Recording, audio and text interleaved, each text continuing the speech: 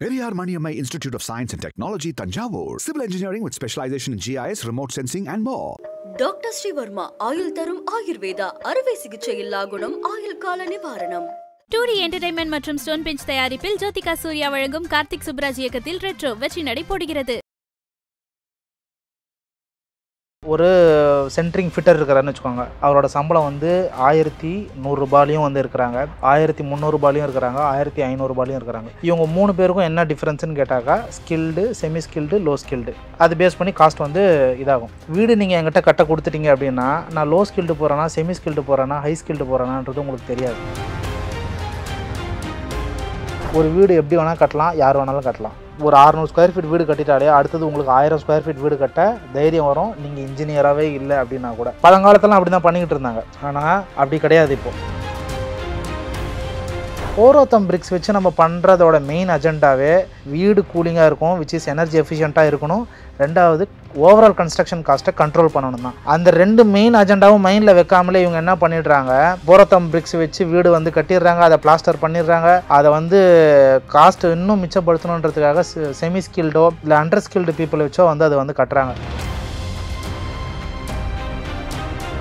ஆன்லைனில் ஒரு பொருள் வாங்கணுன்னாலே ஒரு 500 ருபீஸ்க்கு அவ்வளோ ரிசர்ச் பண்ணுறீங்க. ரேட்டிங் என்ன, ரிவ்யூ என்ன, எல்லாமே பார்க்குறீங்க. ப்ராடக்டோட வீடியோ இருக்கா எல்லாம் பார்க்குறீங்க. இவ்வளோ செக்ஸை நீங்கள் பண்ணுறீங்க. அப்போது கட்ட போகிற வீடு உங்களோட லைஃப் டைம் சேவிங்ஸு அப்படின்னு போது நீங்கள் வந்து யோசிக்கணும். இதுதான் ஆக்சுவலாக நீங்கள் அடுத்த ஜென்ரேஷனுக்கும் செய்கிற நல்லதும் கூட. ஐபிசி தமிழ் நேயர்களுக்கு வணக்கம். இன்று நம்முடன் நேர்காணலில் கார்னர் பிரிக் 9 ஃபவுண்டர் சதீஷ்குமார் இணைந்திருக்கிறார். வணக்கம் சார். வணக்கம். மேன் பவர் இந்த இடத்துல ரொம்ப இம்பார்ட்டன்ட். நீங்கள் சைட் இன்ஜினியரில் ஆரம்பித்து அங்கே வேலை செய்கிற கொத்தனார் எப்படி இருக்காங்க, ஸோ மற்ற ஒர்க்கர்ஸ்லாம் எப்படி இருக்காங்க, அதே மாதிரி ஒயரிங் பண்ணுற எலக்ட்ரீஷியன்ஸ்லேருந்து ப்ளம்பர்ஸ் எப்படி இருக்காங்க, ஸோ இதெல்லாம் ரொம்ப இம்பார்ட்டன்ட். ஸோ டேரெக்டாக ஒரு பில்டரே இது பண்ணால் கொஞ்சம் கூட இருந்து ஒரு இன்ஜினியர்ஸ் இருந்து கண்காணிப்பாங்க. இப்போ சிலர் வந்து சப்கான்ட்ராக்டாக கொடுத்துட்றாங்கல்ல, சப்கான்ட்ராக்டாக கொடுத்து அவங்க இன்னொருத்தர்கிட்ட கொடுத்து அதை பண்ணும்போது அங்கே நிறையா ஒரு இஷ்யூ வருது. ஸோ இதில் என்ன மாதிரியான மேன் பவரும் சரி, அதே போல் இந்த மாதிரி சப்கான்ட்ராக்டாக கொடுக்குறதுலையும் என்ன மாதிரி வந்து மக்கள் வந்து கவனித்து பில்டர்ஸ்ட்டை எதை கவனித்து நம்ம கொடுக்கணும். ஏன்னா இதை வந்து நீங்கள் முன்னாடி ப்ரிடிக்ட் பண்ண முடியாது, இவங்க வந்து சப்கான்ட்ராக்ட் தான் கொடுப்பாங்கன்ட்டு. நம்மக்கிட்ட பேசும்போது வேறு மாதிரி பேசியிருப்பாங்க, பட் அங்கே சைட்டில் வேறு மாதிரி இருக்கும். ஸோ அதை எப்படி ரெட்டிஃபை பண்ணுறது? ஆக்சுவலாக இதுவும் வந்து ஒரு வைடு ஏரியா. உதாரணத்துக்கு ஒரு பில்டிங்கோட குவாலிட்டியை டிஃபைன் பண்ணுறது 3 பேராமீட்டரு. ஒன்று மென்னு, இன்னொன்று மெட்டீரியலு, இன்னொன்று ப்ராசஸ். மென்னுனா நீங்கள் என்ன டைப் ஆஃப் லேபர் ஒர்க் ஃபோர்ஸாக யூஸ் பண்ண போகிறீங்க, அதை தான் நீங்கள் இப்போ பர்டிகுலராக வந்து கேட்டிங்க. மெட்டீரியலுக்கு நான் முன்னாடியே சொல்லிட்டேன் நான். அடுத்தது ப்ராசஸ்ஸு. இந்த மென்னும் ப்ராசஸும் இப்போ நான் டிஃபைன் பண்ணுறேன் என்னன்ட்டு. மென்னுன்னா என்னென்னா, உதாரணத்துக்கு ஒரு சென்ட்ரிங் ஃபிட்டர் இருக்கிறாருன்னு வச்சுக்கோங்க. இப்போ நீங்கள் ரூஃப் வந்து பண்ண போகிறீங்க, இல்லை சம்பு வந்து கட்ட போகிறீங்க கம்பி வச்சு அப்படின்னாக்கா, அவரோட சம்பளம் வந்து 1100 ரூபாயிலையும் வந்து இருக்கிறாங்க, 1300 ரூபாயிலையும் இருக்கிறாங்க, 1500 ரூபாயிலையும் இருக்கிறாங்க. இவங்க 3 பேருக்கும் என்ன டிஃப்ரென்ஸ்னு கேட்டாக்கா, skilled, semi skilled, low skilled.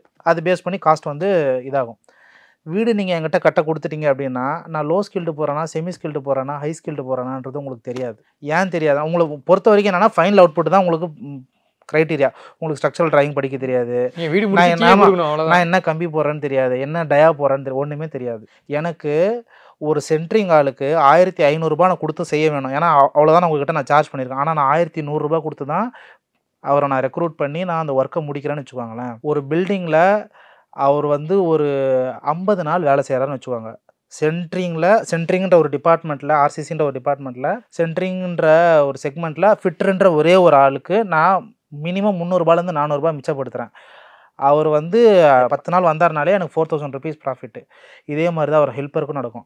800 ரூபாயில் வேலை செய்கிறவங்களும் இருக்கிறாங்க, 1000 ரூபாயில் வேலை செய்கிறவங்களும் இருக்கிறாங்க. நான் 800 ரூபாயில் இருக்கிறவங்கள வச்சே வேலை செஞ்சுருவேன். என்ன சார் டிஃப்ரென்ஸ்? 1500 ரூபா கொடுத்து ஏன் நீங்கள் வந்து வச்சுக்கணும்னு கேட்டிங்கனாக்கா, ஒர்க்கு வந்து அவ்வளோ வந்து ப்ரிசைஸ்டாக இருக்கும், டைம்லேயே வந்து முடிப்பாங்க. ஸ்ட்ரக்சரல் ட்ராயிங்கில் இருக்கக்கூடிய பேராமீட்டர்ஸை இன்ஜினியர்ஸ் இப்போ இருக்கிறவங்க படிக்கிறாங்களா தெரியாது, ஆனால் அவங்க வந்து படிப்பாங்க. ஸோ இந்த மாதிரி நிறைய ஆஸ்பெக்ட் வந்து இருக்குது. அதனால் அந்த ப்ரைஸ் வந்து கொடுத்தா தான் அந்த மாதிரி ஒரு மேன் பவரை நம்மளால் ப்ரொக்யூர் பண்ணி பில்டிங் வந்து ப்ராப்பராக பண்ண முடியும். இந்த மாதிரி மேசனரி டீம்லேயும் வந்து இருக்கிறாங்க. Masonry team, flooring team, electrical team, எல்லா டீம்லேயுமே ஸ்கில்டு பர்சன்ஸை நம்ம ரெக்ரூட் பண்ணி, ஏன்னா இது வந்து என்ன சொல்கிறது, ப்ளூ காலர் எம்ப்ளாயிஸ் வந்து ஒர்க் பண்ணுறதுனால ஒரு கார்ப்பரேட் எம்ப்ளாயி மாதிரி வந்து நீ இன்றைக்கி வந்தாக்கா நாளைக்கு வரணும் அப்படின்றதெல்லாம் வந்து கிடையாது. அவங்க இன்றைக்கி வருவாங்க, விருப்பப்படலான்னு நாளைக்கு வரமாட்டாங்க. அவங்களுக்கு சேலரி நீங்கள் ப்ராப்பராக கொடுத்துட்டு உங்கள் கம்பெனியோட எத்திக்ஸை வந்து நீங்கள் ப்ராப்பராக எஜுகேட் பண்ணிங்கன்னா கண்டிப்பாக உங்ககிட்ட வேலை செய்வாங்க. அப்படி வேலை செய்யும்போது அந்த ஃபைனல் அவுட்புட்டு பெட்டராக இருக்கும். இது மென்னு முடிச்சிட்டேன். மெட்டீரியல் ஆல்ரெடி சொல்லியாச்சு. ப்ராசஸ்ன்றது வந்து என்ன அப்படின்னாக்கா, ஒரு வீடு எப்படி வேணால் கட்டலாம், யார் வேணாலும் கட்டலாம். ஒரு 600 ஸ்கொயர் ஃபீட் வீடு கட்டிட்டாலே அடுத்தது உங்களுக்கு 1000 ஸ்கொயர் ஃபீட் வீடு கட்ட தைரியம் வரும், நீங்கள் இன்ஜினியராகவே இல்லை அப்படின்னா கூட. பழங்காலத்துலாம் அப்படி தான் பண்ணிக்கிட்டு இருந்தாங்க. ஆனால் அப்படி கிடையாது. இப்போது ப்ராசஸ்ன்றது என்ன அப்படின்னாக்கா, ஒரு பூசு வேலை செய்கிறோன்னு வச்சுக்கோங்களேன். ஒரு சின்ன எக்ஸாம்பிளுக்கு சொல்கிறேன். சிமெண்ட்டை வந்து எல்லோரும் மொத்தமாக வந்து டம்ப் பண்ணிவிட்டு மிக்ஸ் பண்ணிவிட்டு அது ஒரு ரேஷியோ இருக்குது. அந்த ரேஷியோவில் வந்து பிளாஸ்டர் பண்ண ஆரம்பிச்சிருவாங்க. அப்படி வந்து பண்ணக்கூடாது. ஆக்சுவலாக end of the day blasting முடிஞ்சிடும். ஆனால் பார்ட் பை பார்ட்டாக பண்ணும்பொழுது என்ன ஆகுனாக்கா, அதில் இருக்கக்கூடிய அடசிவ் ஸ்ட்ரென்த் வந்து ஸ்ட்ராங்காக இருக்கும். கொஞ்சம் கொஞ்சமாக மிக்ஸ் பண்ணி பண்ணும்பொழுது இது வந்து ஒரு ப்ராசஸ். முன்னாடி சொன்னதும் ப்ராசஸ் தான், இதுவும் ப்ராசஸ் தான். அதுக்கும் இதுக்கும் என்ன வித்தியாசம்னா, அதுக்கு லேபர் அதிகமாக கன்சியூம் ஆகாது, இதுக்கு அதிகமாக லேபர் கன்சியூம் ஆகும். ஏன்னா கொஞ்சம் கொஞ்சமாக எடுத்து போட்டு மிக்ஸ் பண்ணி பிளாஸ்டர் பண்ணும்போது அந்த மிக்சிங் டைமு, போடுற ரேஷியோ மெயின்டைன் பண்ணுற அந்த ஸ்டாண்டர்டு இதெல்லாம் பண்ணும்போது காஸ்ட் வந்து அதிகமாகும். ஸோ இந்த ப்ராசஸ்க்கு காஸ்ட் வந்து அதிகமாகும். ஸோ அந்த மாதிரி அதிகமாகும்பொழுது அதுக்கேற்ற ப்ரைஸிங் வந்து கொடுக்கும் பொழுது கண்டிப்பாக வீடு பிளாஸ்டிங்கில் நம்மளுக்கு கிராக்ஸ் பெரிய அளவில் வந்து வராது. இந்த மாதிரி சின்ன சின்ன விஷயத்தையும் நம்ம இந்த ப்ராசஸில் ஆப்டிமைஸ் பண்ணும் பொழுது அந்த பில்டிங் வந்து ஃபைனல் அவுட்புட் பெட்டராக இருக்கும். ஸோ எண்ட் ஆஃப் த டே என்ன மீன் பண்ண வரேன்னா, குவாலிட்டின்றது இந்த மென்னுலையும் ஃபோக்கஸ் பண்ணோம், மெட்டீரியல்லையும் ஃபோக்கஸ் பண்ணோம், ப்ராசஸ்லையும் ஃபோக்கஸ் பண்ணோம். ஆனால் நிறைய பேர் என்ன நினச்சிக்கிறாங்க, நான் குவாலிட்டி மெட்டீரியல் போட்டாலே பில்டிங் எக்ஸ்ட்ராடினரியாக வந்துடும் அப்படின்னு சொல்லிட்டு. அப்படி கிடையவே கிடையாது. இந்த 3 பேராமீட்டர்லையும் செக்லிஸ்ட்டில் டிக் ஆனால் மட்டும்தான் அந்த பில்டிங் வந்து நல்லா வரும். இந்த 3த்தில் ஏதாவது ஒரு இடத்துல நீங்கள் கோட்டை விட்டால் கூட கஷ்டம் தான். அந்த பில்டிங் ஃபைனல் அவுட்புட் ப்ராப்பராக வராது. ஸோ அதே போல் சப்கான்ட்ராக்ட் பற்றி கேட்டேன். ஸோ அதை பற்றி சொல்லுங்கள். சப்கான்ட்ராக்ட் வந்து ஆக்சுவலாக என்னை பொறுத்த வரைக்கும் செய்யக்கூடாது. ஆனால் இண்டஸ்ட்ரியில் நிறையா அந்த ப்ராக்டிஸ் பண்ணிகிட்டு இருக்கிறாங்க. இதில் இருக்கக்கூடிய ட்ராபேக்ஸ் நான் என்னன்னு சொல்லிடுறேன். ஒரு கிளைண்ட் வரார், இது எப்படி ஃபங்க்ஷன் ஆகுதுன்னு நான் சொல்லிடுறேன். நான் ஒரு கன்ஸ்ட்ரக்ஷன் கம்பெனி ரன் பண்ணுறேன். எனக்கு வருஷத்துக்கு வந்து ஒரு 10,000 ஸ்கொயர் ஃபீட் வந்து பண்ணணும், ஒரு ரெசிடென்ஷியல் வீடு வந்து நான் பண்ணணும் அப்படின்னாக்கா, என்னோட இன்டென்ஷன் எல்லாமே வந்து எப்படி இருக்குன்னாக்கா, நான் நிறைய ப்ராஜெக்ட்ஸ் வந்து அக்வயர் பண்ணணும்.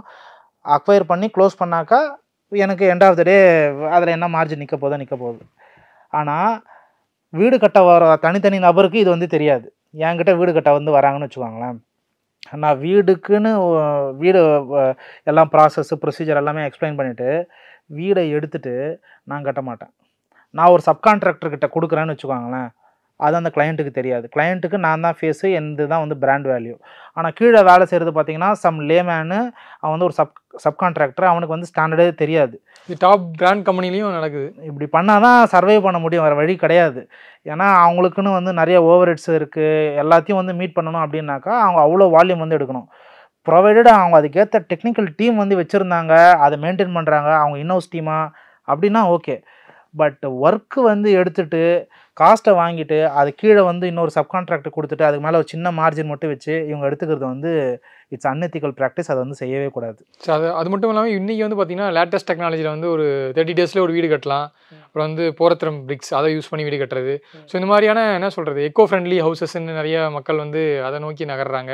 நார்மலாக ஒரு வீடு கட்டுறதுக்கப்போ இது வந்து என்ன சொல்கிறது, சீக்கிரம் கட்ட முடியுது, பட்ஜெட்டும் கம்மியாகுதுன்னு சொல்லிட்டும் நகர்றாங்க. ஸோ இப்படி போகும்போது மக்கள் எந்த மாதிரி பில்டர்ஸை சூஸ் பண்ணணும்? ஏன்னா நார்மல் பில்டரால் எல்லா மாதிரியான வீடும் கட்ட முடியாது. ஸோ மக்கள் இந்த இடத்துல வந்து எப்படி சூஸ் பண்ணணும் பில்டர்ஸை? வீடு சீக்கிரமாக வந்து கட்டி முடிக்கணும் அப்படின்றதுக்காக சூஸ் பண்ணுற ப்ராசஸ் வந்து ட்ரெடிஷ்னல் ப்ராசஸ் இல்லாமல் இன்னொரு ப்ராசஸ் இருக்குது. அது பேர் தான் ப்ரீ ஃபேப்ரிகேட்டட் ஹவுஸ்ன்னு சொல்லுவாங்க. உதாரணத்துக்கு நான் ஒரு 1000 ஸ்கொயர் ஃபீட் வீடு கட்டணும் அப்படின்னாக்கா, அதை முன்னாடியே டிசைன் ஒரு இடத்துல நடக்கும், அதுக்கான பிளானிங் ஒரு இடத்துல நடக்கும், அதை மேனுஃபேக்சரும் வந்து ஒரு பெரிய மேனுஃபேக்சரிங் யூனிட்டில் வந்து செய்வாங்க. செஞ்சுட்டு இப்போ இதுதான் லேண்டு அப்படின்னாக்கா அங்கே எடுத்துகிட்டு வந்து வச்சு ப்ராப்பராக வந்து ஃபிக்ஸ் பண்ணிவிடுவாங்க. ஜிக் அண்ட் ஃபிக்ஸ்சர் மாதிரி ஃபிக்ஸ் பண்ணிட்டாங்கனாக்கா அந்த பில்டிங் வந்து ரெடி ஆகிடும். இது வந்து ஒரு ப்ரொசீஜர். இன்னொரு ப்ரொசீஜரு ட்ரெடிஷ்னல் வேலையே வேகமாக கட்டுவாங்க. அப்படி வேகமாக கட்டும்போது அந்த பில்டிங் ஸ்டெபிலிட்டியாகவே வந்து இருக்காது. ஏன்னா ஒரு ரூஃப் போட்டாக்கா மினிமம் க்யூரிங் டேஸ்னு இருக்குது, ஒரு பிளாஸ்டர் பண்ணிங்கன்னா அதுக்கு ஒரு மினிமம் க்யூரிங் டேஸ்னு இருக்குது. இதுக்கெல்லாம் வந்து நேரம் கொடுக்காமல் நீங்கள் வேகமாக கட்டினீங்கன்னா அந்த பில்டிங் டேஞ்சரில் தான் போய் முடியும். வேற ப்ரீ ஃபேப்ரிகேட்டடில் வந்து இந்த ப்ராப்ளம் வந்து கிடையாது. பில்டிங் வந்து நல்லா டியூரபிலிட்டியாக இருக்கும். ஏன்னா அது ஒரு நார்மல் பில்டிங், இது நார்மல் ரெசிடென்ஷியல் பில்டிங்கில் பண்ணுறது கொஞ்சம் கஷ்டம். ஏன்னா இது பீப்புளால் அஃபோர்ட் பண்ண முடியாது. பெரிய கமர்ஷியல் ஸ்பேசஸ்க்கு இதை நம்ம யூஸ் பண்ணலாம். ஏன்னா ஒரு நாளும் அவங்களுக்கு வாக்கின்ஸ் வந்து அவ்வளோ வரும். அவங்களுக்கு ஒரு நாளுக்கும் லேக்ஸ் கணக்கில் பிஸ்னஸ் நடக்கிறது, ப்ராஜெக்ட் முடிக்கும். ஒரு நாளுமே அவங்களுக்கு வந்து இம்பார்ட்டன்ட்டு. ஸோ ஒரு மாதத்துலேயே வந்து அவங்களுக்கு ஒரு 10,000 ஸ்கொயர் ஃபீட் வந்து அசம்பிள் பண்ணி ப்ராப்பராக டெவலப் பண்ணாலே அவங்களுக்கு வந்து ஒரு பெரிய பெனிஃபிட்டாக இருக்கும். அது அவங்களால அஃபோர்டும் பண்ண முடியும் கூட. ஆனால் ஒரு நார்மல் ரெசிடென்ஷியல் பில்டிங் பண்ணுறவங்களால அதை அஃபோர்ட் பண்ண முடியாது. அவங்க டைம் படி தான் வந்து பண்ணுவாங்க. ப்ரீ ஃபேப்ரிகேட்டட் ஹவுஸோட எண்ணிக்கை வந்து ரொம்ப குறைவு. கமர்ஷியல் ஸ்பேஸுக்காக உருவாக்கப்பட்டது தான் ஆக்சுவலாக ப்ரீ ஃபேப்ரிகேட்டட் வந்து ஹவுஸு. இது ஒன்று. இன்னொன்று வந்து என்ன கேட்டிருந்தீங்க நீங்கள், இந்த ப்ரீ ஃபேப்ரிகேட்டட் இல்லாமல் போர்த்தம் பிரிக்ஸு இன்றைக்கி ஈகோ ஃப்ரெண்ட்லி இல்லை எனர்ஜி எஃபிஷியன்ட் பில்டிங் அப்படின்னு வந்து சொன்னீங்கன்னா நிறைய மெட்டீரியல்ஸ் வந்து மார்க்கெட்டில் வந்து இருக்குது. அதுக்கு எக்ஸாம்பிள் வந்து இப்போ நீங்கள் போரத்தம் பிரிக்ஸ்ன்னு சொன்னீங்கன்னாக்கா, போரத்தம் பிரிக்ஸ் எல்லாராலையும் வச்சு வீடு கட்டவே முடியாது. அதுக்குன்னு ஸ்கில்டு பர்சன்ஸ் இருக்கிறாங்க, அவங்க வச்சு தான் கட்டணும். சில பேர் என்ன பண்ணுறாங்க, போரோத்தம் பிரிக்ஸ் வச்சு கட்டிட்டு அதை பிளாஸ்டர்லாம் பண்ணுறாங்க. அது பண்ண வேண்டிய அவசியமே இல்லை. போரோத்தம் பிரிக்ஸ் வச்சு நம்ம பண்ணுறதோட மெயின் அஜெண்டாவே வீடு கூலிங்காக இருக்கும், விச் இஸ் எனர்ஜி எஃபிஷியண்ட்டாக இருக்கணும். ரெண்டாவது ஓவரால் கன்ஸ்ட்ரக்ஷன் காஸ்ட்டை கண்ட்ரோல் பண்ணணும் தான். அந்த 2 மெயின் அஜெண்டாவும் மைண்டில் வைக்காமலே இவங்க என்ன பண்ணிடுறாங்க, போரத்தம் பிரிக்ஸ் வச்சு வீடு வந்து கட்டிடுறாங்க, அதை பிளாஸ்டர் பண்ணிடுறாங்க. அதை வந்து காஸ்ட்டு இன்னும் மிச்சப்படுத்தணுன்றதுக்காக செமி ஸ்கில்டோ இல்லை அண்டர் ஸ்கில்டு பீப்புளை வச்சோ வந்து அதை வந்து கட்டுறாங்க. அந்த மாதிரிலாம் வந்து பண்ணாக்கா அந்த மெட்டீரியல் யூஸ் பண்ணி கட்டுறதுக்கான ஒரு அவசியமே இல்லாமல் வந்து போயிடும். அதனால் என்ன மெட்டீரியல் யூஸ் பண்ண போகிறேன், என்னோடய அஜெண்டா என்ன, அதில் என்ன காஸ்ட் வந்து சேவிங் ஆகுது, இந்த எல்லா ஸ்டடியும் பண்ணிவிட்டு அதுக்கப்புறமா தான் வந்து அதில் வந்து இறங்கணும். ஏன்னா இப்போ நிறைய ஃப்ளை ஆஷ் இருக்குது, ஏஎஸ்சி பிளாக்ஸ் இருக்குது, எல்லா மெட்டீரியலுமே இருக்குது. எந்த மெட்டீரியல் எனக்கு வேணும், அதனால் எனக்கு என்ன யூஸுன்றத ஒரு கிளையண்ட்டுக்கோ இல்லை வீடு கட்டுறவங்களுக்கோ வந்து அவங்களுக்கு தெரியணும். தெரிஞ்சுட்டு அதுக்கப்புறமா இறங்குறது பெஸ்ட்டு. ஏதோ ஒரு ஆடை பார்த்துட்டு இதில் கட்டினாக்கா வீடு நல்லா கூலிங்காக இருக்கும், கல்லோட விலையே வந்து 50 ரூபா 60 ரூபா தான் வருது, அதனால் நான் கட்டுறேன் அப்படின்றது பண்ணக்கூடாது. பண்ணலாம், பட் வந்து ஸ்கில்டு லேபர்ஸ் கூட்ட வந்து உங்களோட நீடு என்னன்னு தெரிஞ்சுக்கிட்டு பண்ணணும். உங்களால் கன்ஸ்ட்ரக்ஷனுக்கு அஃபோர்ட் பண்ண முடியும். எனர்ஜி எஃபிஷியன்ட்டை பற்றி உங்களுக்கு பெருசாக ஃபோக்கஸ் இல்லை அப்படின்னும் போது நீங்கள் போகிறத பற்றி யோசிக்க வேண்டிய அவசியமே இல்லை. எதுக்கு தேவையில்லாமல் அதில் போயிட்டு அந்த ரிஸ்க் காஸ்ட் எஃபெக்டிவாக இருக்குல்ல, அது காஸ்ட் எஃபெக்டிவாக இருக்குன்னா நீங்கள் தாராளமாக போகலாம். நான் ஃப்ரேம்டு ஸ்ட்ரக்சர் போக போகிறது இல்லை, லோட் பியரிங் ஸ்ட்ரக்சர் தான் போக போகிறேன் அப்படின்னாக்கா நீங்கள் தாராளமாக போகிறோம் பிரிக்ஸ் வந்து போய்க்கலாம். ஏன்னா கட்ட போகிறதே வெறும் கிரவுண்ட் ஃப்ளோர் மட்டும்தாங்க, ஒரு சின்ன ஒரு ஃபார்ம் ஹவுஸ் மாதிரி கட்டிக்க போகிறேன் அப்படின்னாக்கா தாராளமாக நீங்கள் போய்க்கலாம். அதில் வந்து அதான் சொல்கிறேன், நீங்கள் கட்ட போகிறது உங்களோட தேவை என்னன்றது ஃபஸ்ட்டு உங்களுக்கு தெரியணும். உங்களுக்கு தெரியலையா, தெரிஞ்ச இண்டஸ்ட்ரி எக்ஸ்பர்ட் கிட்ட போய் உக்காந்திங்கனாக்கா அவர் உங்களோட தேவை இதெல்லாம் இருக்கலாம் அப்படின்ற ஒரு வியூகம் கொடுப்பாரு. அதை எடுத்துக்கிட்டு அதிலேருந்து நீங்கள் சொல்ல ஒரு மியூச்சுவல் கம்யூனிகேஷன் தான் பண்ணும்போது ஃபைனலாக நீங்கள் பேப்பரில் அரைவ் பண்ணிடலாம் உங்களோட நீடு என்ன அப்படின்னு சொல்லிட்டு. அதை பேஸ் பண்ணி மெட்டீரியல் சூஸ் பண்ணுறது, அப்புறம் ப்ரைஸிங் ஆப்டிமைஸ் பண்ணுறது, அதெல்லாம் ஒன்றா நடக்கும். பிளைண்டாக போய் விழுந்துட வேணாம்னு சொல்ல வரேன் நான். இண்டஸ்ட்ரியில் ஒரு மெட்டீரியல் வருது, அது எனக்கு செட் ஆகும் அப்படின்னு நினச்சிக்கிட்டு போய் போக வேண்டாம். அந்த மெட்டீரியல் பற்றி நல்லது கெட்டது தெரிஞ்சுக்கிறது, அதுக்கப்புறமா போயிட்டு அந்த பில்டர்கிட்ட நீங்கள் கேட்குறது நல்லது. பட் நீங்கள் சோஷியல் மீடியாவில் பார்த்தீங்கன்னா வந்து அப்படியே ரெடி டு ஆக்குபைன்னு சொல்லிட்டு நிறைய பில்டர்ஸ் யாரோ இன்ஸ்டாகிராம் இன்ஃப்ளூயன்சர்ஸ் யூஸ் பண்ணியோ இல்லை வந்து டேரெக்டாக ஒரு ஆடோ கொடுத்து வந்து நீங்கள் வந்து பட் விஷுவலாக பார்க்கும்போது அந்த வீடு பார்த்தீங்கன்னா வந்து கலர்ஃபுல்லாக இருக்கும், நீட்டாக இருக்கும், இன்ஃப்ராஸ்ட்ரக்சரும் பயங்கரமாக இருக்கும், இன்டீரியர் ஒர்க்கு பயங்கரமாக இருக்கும். இதை பார்த்துட்டு ஓகே அவங்க சொல்கிற ப்ரைஸுமே வந்து இவ்வளோ பெரிய வீடு இவ்வளோ ப்ரைஸ் தானா அப்படின்ற ஒரு ஆச்சரியமாக இருக்கும். ஸோ அதை பார்த்துட்டு நிறைய பேர் மக்கள் போயிட்டு ஓகே இவங்ககிட்ட போனால் நம்ம வந்து வீடு இந்த அளவுக்கு ஸ்பேசியஸாக இருக்குது, ஸ்கொயர் ஃபீட்டும் பார்த்தீங்கன்னா வந்து நல்லா ஸ்பேசியஸாக இருக்கும், ஆனால் ரேட்டும் ஓரளவுக்கு காஸ்ட் எஃபெக்டிவாக இருக்கும். ஸோ அப்படி மக்கள் போகிறாங்கல்ல வீடியோ பார்த்துட்டு இந்த மாதிரி ஆடு பார்த்துட்டு, ஸோ அந்த மாதிரி போகிறது வந்து அட்வைசபுளா இல்லை அதில் என்ன மாதிரியான விஷயங்கள்லாம் கிரிட்டரியா பார்த்துட்டு போய் சூஸ் பண்ணணும்? திருப்பியும் இது வந்து சப்ஜெக்டிவ் தாங்க. நீங்கள் ஆக்சுவலாக பார்க்குறது அந்த வீடை பார்க்கல, அந்த பிராண்டை தான் பார்க்குறீங்க. ஒரு பிராண்டை நீங்கள் வந்து பார்த்துட்டீங்க அப்படின்னாக்கா அந்த பிராண்டுக்கிட்ட போகிறதுக்கு முன்னாடி கம்ப்ளீட் கேஸ் ஸ்டடி வந்து பண்ணணும். அவங்களோட ப்ரீவியஸ் கிளைண்ட்ஸ் வந்து யார், அவங்க இது வரைக்கும், ஏன்னா நாங்கள் வந்து ஆக்சுவலாக இப்போ வீடு கட்டும் பொழுதே சொல்கிறேன், போஸ்ட் ஆடிட்லாம் நாங்கள் செய்வோம்.